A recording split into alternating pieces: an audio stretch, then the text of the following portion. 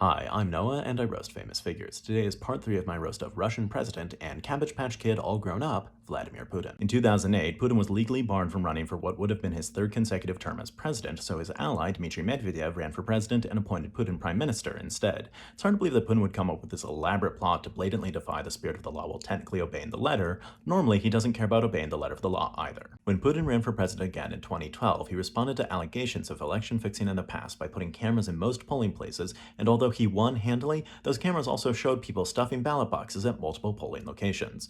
You might wonder why Putin bothered with the cameras if he was just going to cheat in the open, but that's simple. With those videos, he doesn't have to bother training people on how to cheat in future elections. In 2012, Putin began passing laws against so-called homosexual propaganda, which included any media that depicted queer identities positively or symbols of queer rights like the pride flag, because Putin said that queer people are a threat to children. Obviously, I don't agree that queer people are a threat to children, but I understand why that would offend Putin. After all, he normally only tolerates people who are a threat to children and adults. In 2014, Putin had Russian soldiers who were wearing masks and uniforms without any Russian military insignias for plausible deniability invade Crimea and occupy most of Ukraine's military bases there. The trouble with Putin trying to claim plausible deniability is that when it comes to something evil, the only way for him to plausibly deny it is to say that he hasn't gotten around to it yet. The unidentified Russian soldiers were nicknamed the Little Green Men for their green uniforms without other identifiable markings, but the Russian media decided that that was undignified and instead called them the Polite People. It seems a little ridiculous to call people polite when they're actively invading a country and annexing its territory, but in the Russian media's defense, everyone does seem polite